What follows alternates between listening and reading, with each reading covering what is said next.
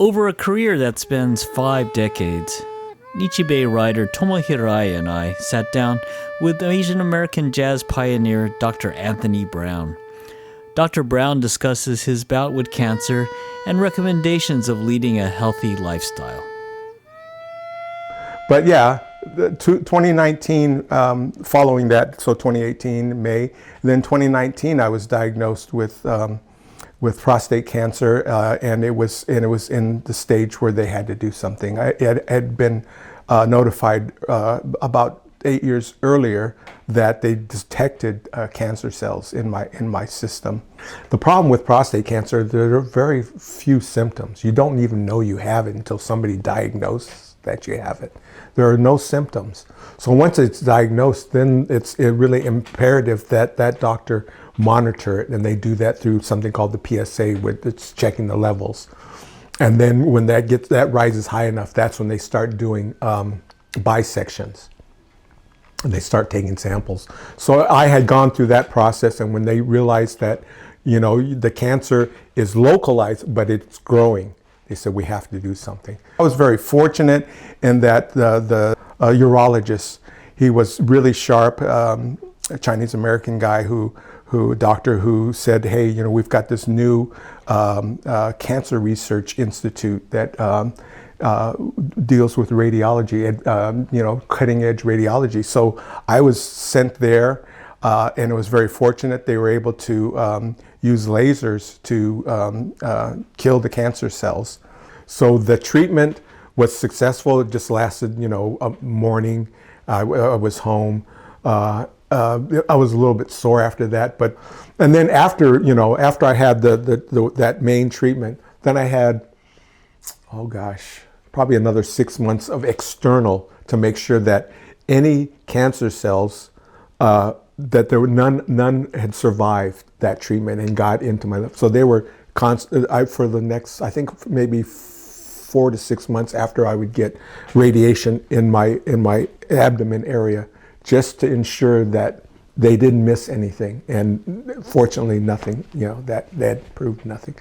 After that treatment was no problem. It was the hormone treatment that I was getting the shots for that then I had, that's what was the most debilitating. And because, lack of sleep, not knowing when you're going to have a hot flash. Like I said, there was one time I was up giving a lecture, it was a guest lecture, and I had to kind of say, okay, I got to stop for a minute and, go get a towel. I mean, I carry my towel whenever I go to class, or I still do, but, to make sure that I have something there.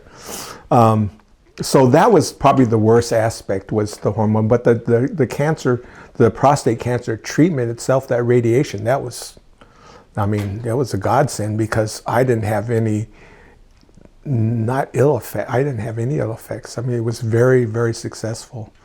Well, fortunately, I've still been able to maintain an interest in composing. So I actually had started a work probably 2 or 3 years ago called Requiem in Time of COVID. So I am still composing. I actually am collaborating with other musicians on a commemorative concert for Ken Schubert. Ken Schubert was a real ardent presenter of jazz in the Bay Area, and there's a memorial concert. So I'll be working with Hafiz Modirzadeh, member of the Asian American Orchestra. But fortunately, here now in 2023, I'm done with the hormone treatment. No sign of any return of the cancer. I go regularly to Kaiser, and they say that you're doing well. So I just knock on wood and thank my lucky stars that I was one of the few people who were able to survive prostate cancer. We asked Dr. Brown what influenced his discipline of a healthy lifestyle.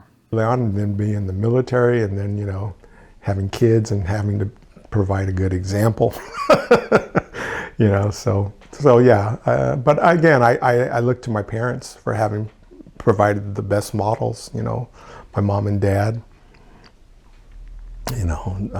My mom made sure that we were always healthy, prepared whenever we left to go to school. She made sure she had basically inspected us, make sure we had everything. She looked at our lunch, make sure we didn't add anything or leave something out.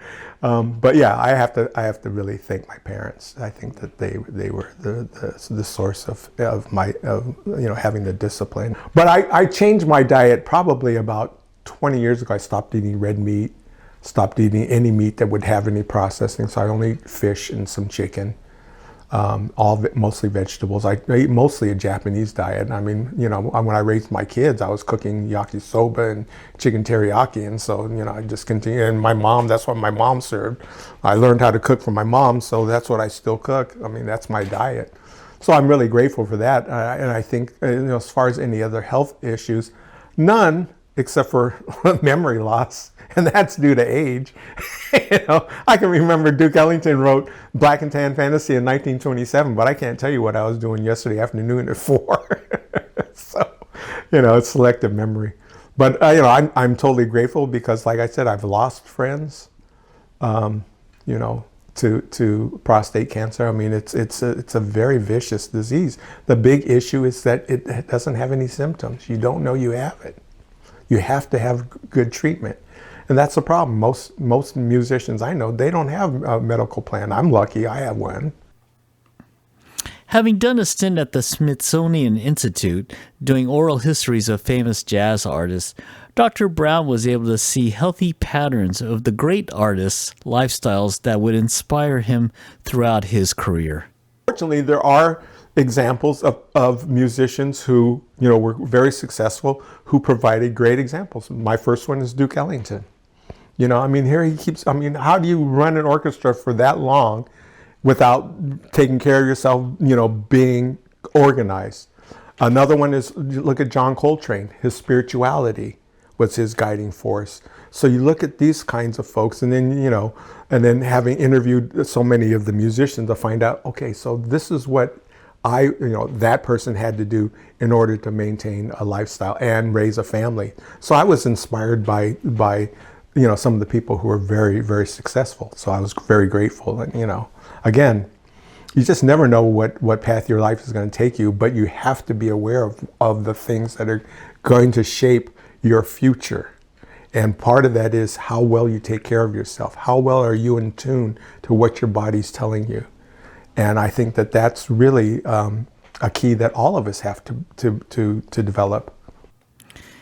Taking the time to listen to our bodies is great advice. This is Greg Valoria for Tomo Hirai for the Nichi Bei Cafe.